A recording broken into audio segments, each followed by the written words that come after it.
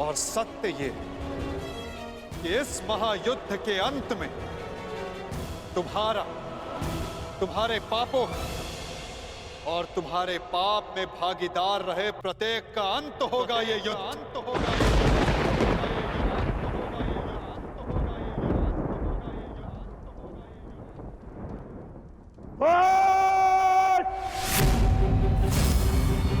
मेरे राज्य में मेरे ही सभा में आके मुझे धमकी देता है छलिए। तुम्हारा राज्य, तुम्हारी सभा, इस राजसभा के समक्ष कितना सा आकार है तुम्हारा दुर्योधन, और हस्तिनापुर के समक्ष कितनी सी है ये सभा, और इस पृथ्वी के सामने कितना सा है हस्तिनापुर, और इस ब्रह्मांड में क्या स्थान रखती है ये पृथ्वी।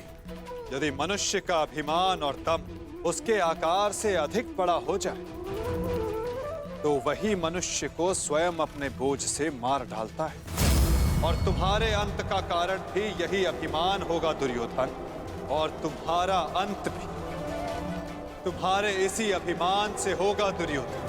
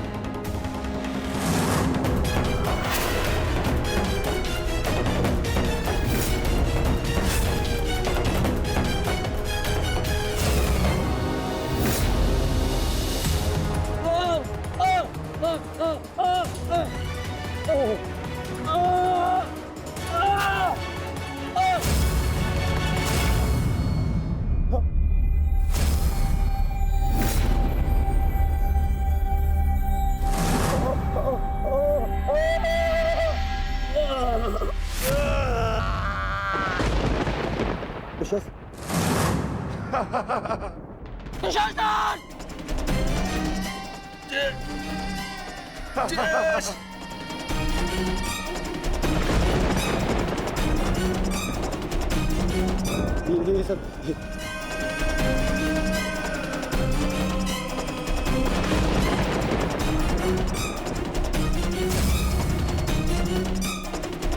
पितामह मेरे होने वाले रामश्री, क्या हो रहा है? मैं कहाँ हूँ?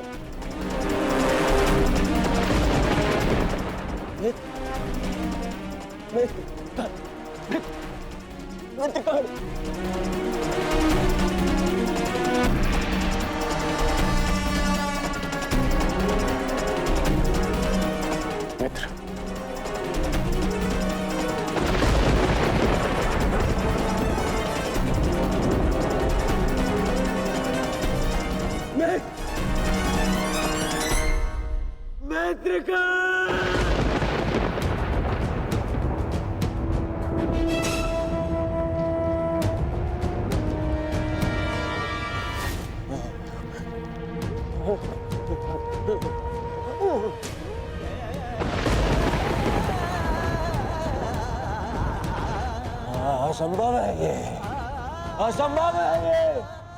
इसे तुमने ही तो संभव बनाया है दुर्योधन।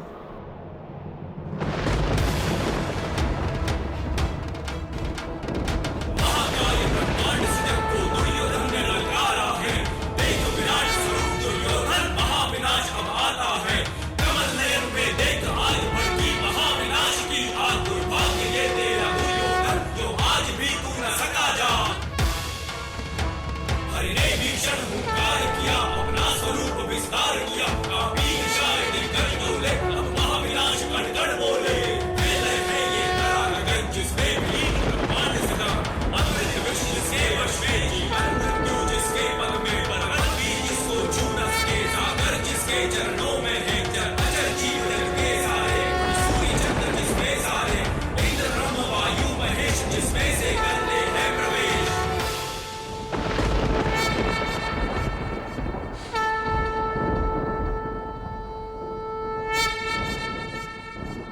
इस युद्ध के जन्मदाता तुम ही हो।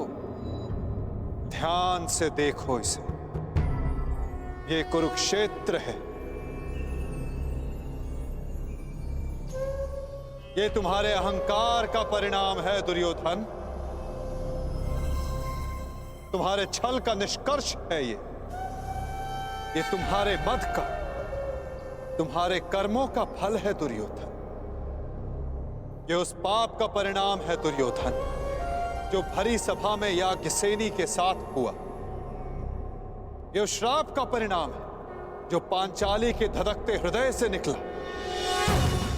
देखो मूर्ख, मृत्यु तुम्हें पराजित कर चुकी है और तुम विजय का स्वप्न देख रहे हो।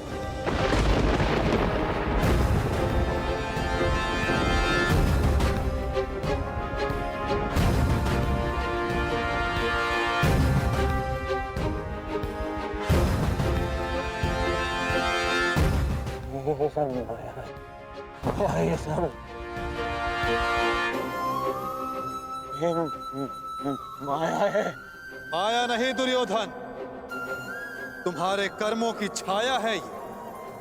यही तुम्हारा भविष्य है, यही तुम्हारा प्रारब्ध, यही अंत है कुरुवंश का।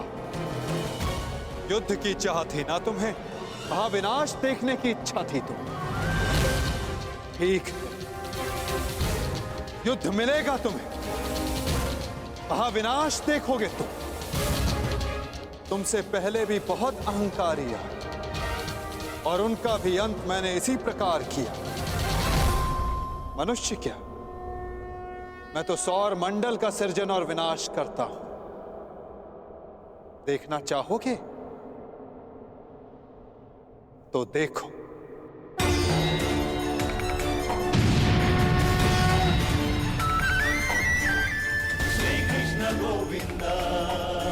उधर देखो दुर्योधन।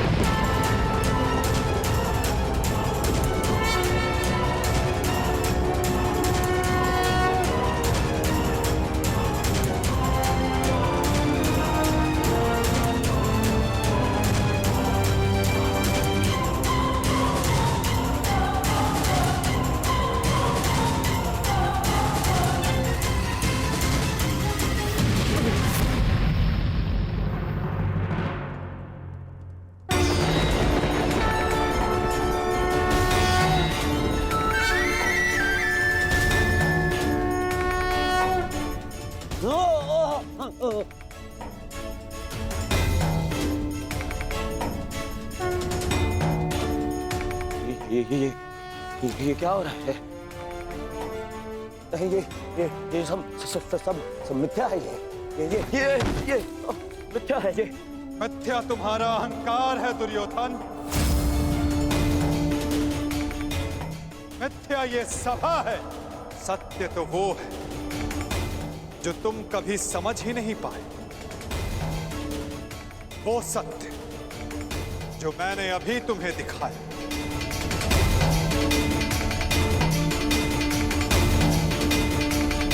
सत्य केवल मैं हूं दुर्योधन, शेष सब मिथ्या।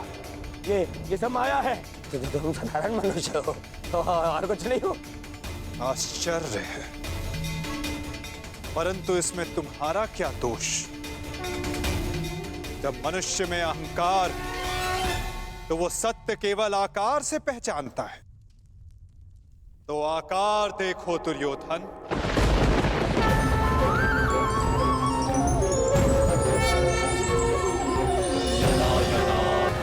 मैंने शांति दी दुर्योधन और तुमने स्वीकार नहीं की। मैंने मैत्री दी, परंतु अपने अहंकार के आगे तुम्हें मैत्री का मूल्य समझ नहीं आया।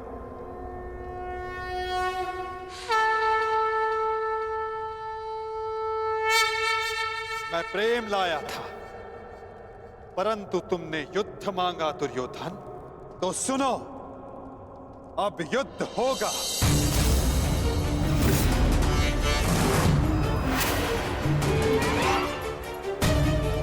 मैं जीवन का संदेश लाया था, तुमने मृत्यु का विकल्प चुना, तो मैं मृत्यु दूंगा।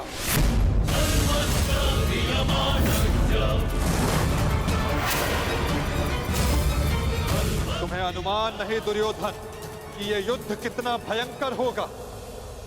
महासंहार होगा, पापियों के प्रत्येक भागीदार का अंत होगा यह महाभारत।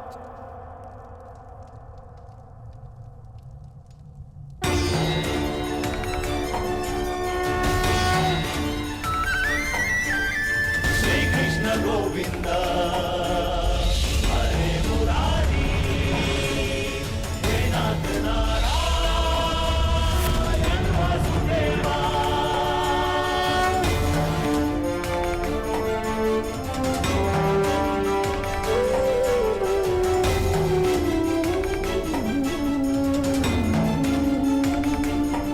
अश्वत्थामा!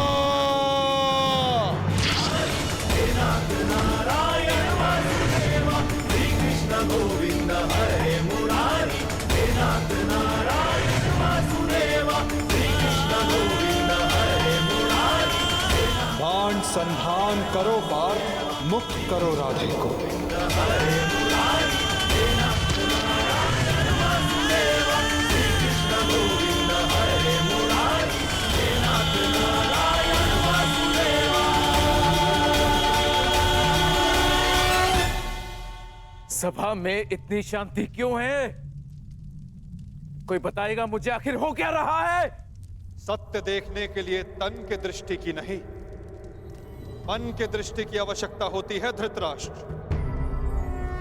नियति ने तुम्हें दृष्टि नहीं, परंतु आज इस क्षण के लिए मैं तुम्हें दृष्टि देता हूं। कदाचित तन की दृष्टि से देखकर तो मन की दृष्टि का सत्य समझ पाओ धृतराष्ट्र।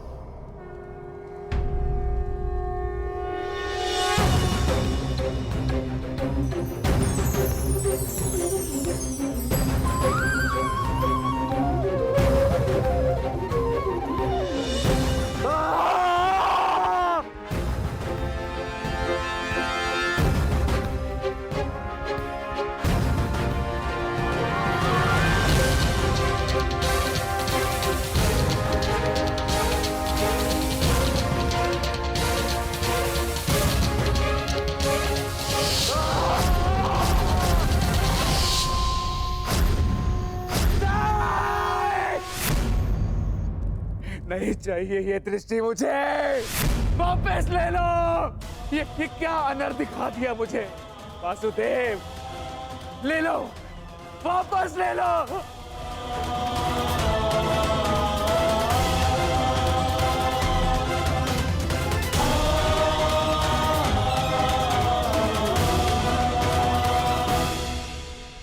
जो सबने देखा वही अंत है और वही नया प्रारंभ। परंतु ये आप सबको स्मरण तब होगा जब ये वास्तविक में आप सबके साथ घटित होगा।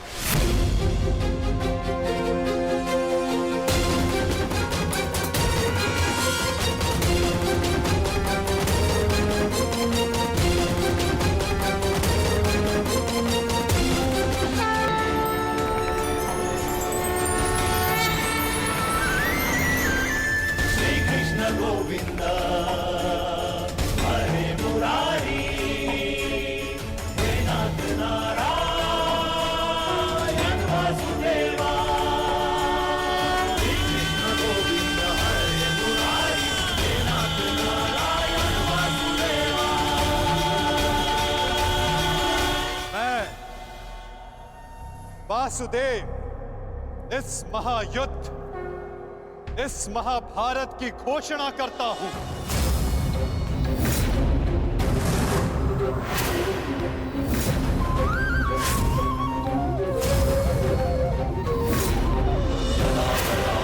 धर्मस्य स्मरण रखना दुर्योधन, तुम्हारे इस अभिमान के साथ साथ तुम भी इस धरा पर ऐसे गिरोगे कि कभी उठ नहीं पाओगे। इस महाहिंसा, इस महाविनाश के उत्तरदायित्व का बोझ तुम अपने साथ दूसरे लोक लेकर जाओगे दुर्योधन।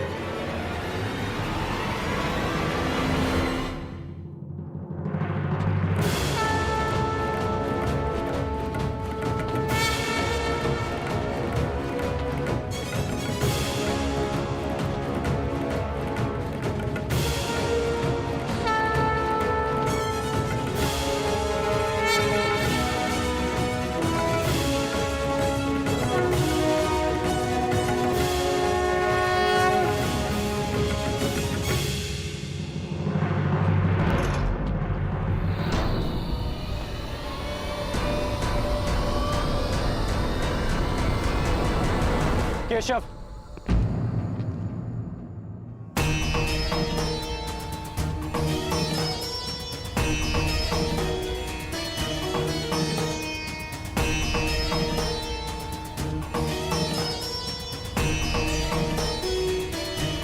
मुझे सदा से भान था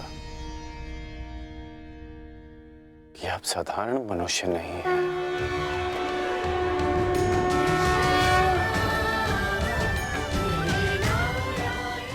परंतु आज जो मैंने देखा, उसके पश्चात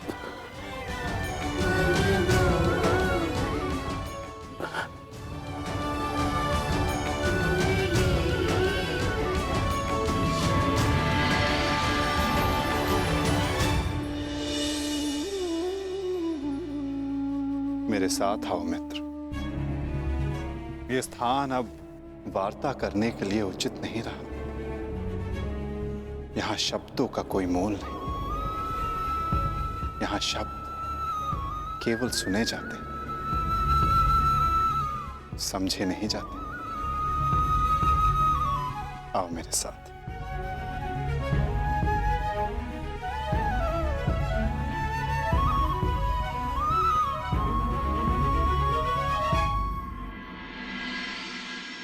केशव,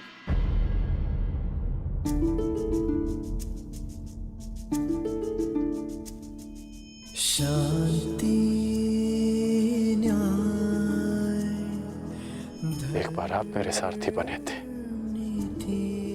आज ये गौरव मुझे दीजिए केशव। बुद्धि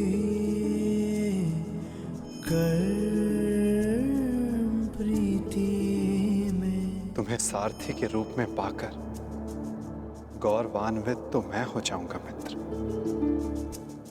कृष्णा कहो या कर्ण कहो, है दोनों एक समान। ठीक है। कृष्णा कहो या कर्ण कहो, है दोनों एक समान।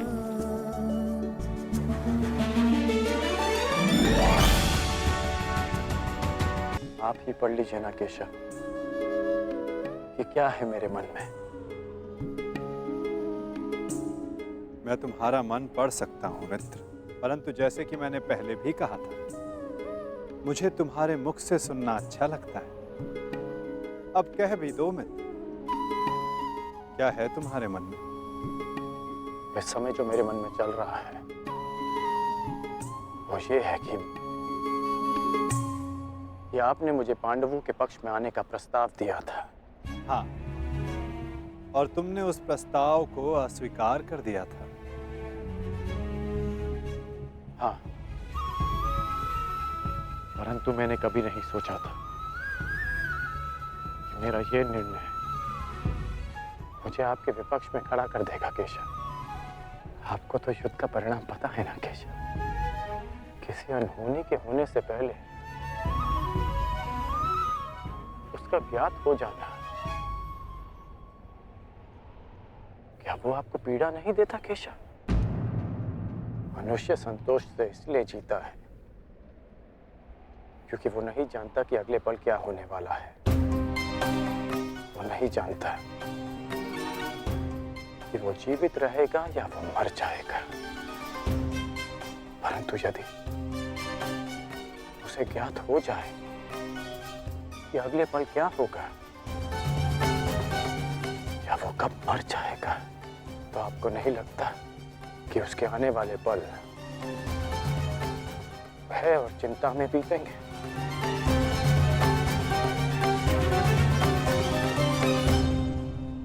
ये सोच पर निर्भर करता है अंगराज। यदि मनुष्य को अपना अंत ज्ञात हो तो हर वो क्षण जिसे हम व्यर्थ करते हैं, उन क्षणों को जिया भी जा सकता है। इस नदी को देख रहे हो? इस बहती नदी को पता है कि अंततः इसे सागर में जाकर मिल जाना। अधिक ज्ञान पीड़ादायी नहीं होता मित्र। अधिक ज्ञान उचित निर्णय लेने में सहायता करता है। यदि तुम्हें भी भूत और भविष्य का कुछ अधिक ज्ञान होता तो कदाचित तुम भी अधिक न्यायपूर्वक निर्णय कर पाते। आपका मंतव्य यही है ना कि पांडव उचित हैं और दुर्योधन अनुचित?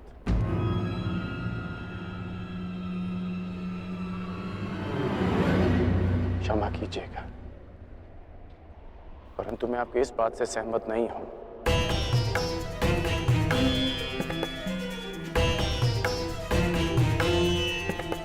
मुझे लगता है केशव कि दोनों अपने अपने स्थान पर दोषी हैं।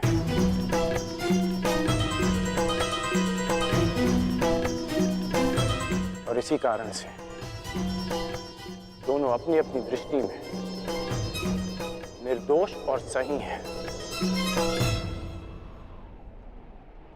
यदि दोनों ही दोषी तो तुम निष्पक्ष क्यों नहीं हो जाते मित्र?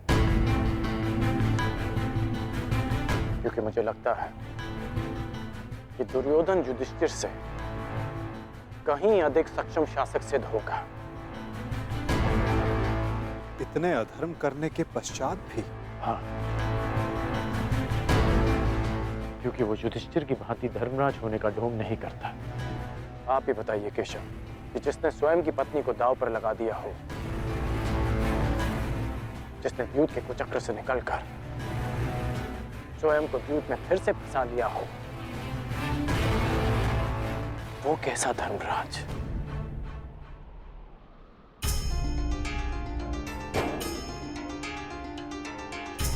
युधिष्ठिर की असमर्थता के कारण राजकुमार युधिष्ठिर, मेरे शौंड की रक्षा कर लीजिए। मेरा अनुज मृत्यु की भेंट चढ़ गया।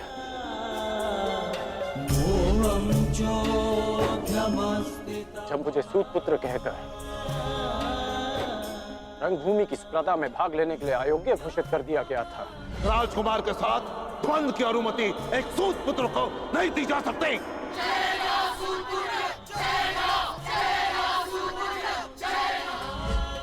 तब भी धर्मराज का धर्म मौन था।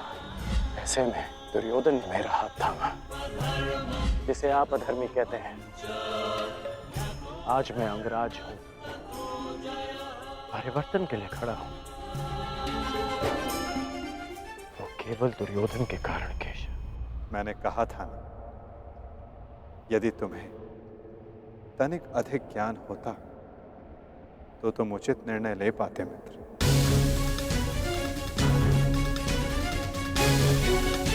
मैं समझा नहीं। तुम सदा स्वयं को सूतपुत्र समझते आए होकर, और यदि तुम्हारा ये ज्ञान मिथ्या हुआ तो? मिथ्या? हाँ कर, क्योंकि तुम्हें तो पता ही नहीं कि तुम वास्तव में हो कौन। मुझे ज्ञात है कि मैं कौन हूं, और मुझे गर्व है कि मैं अधिरथ पुत्र कर्ण हूं, राधे पुत्र कर्ण हूं, सूत पुत्र कर्ण हूं।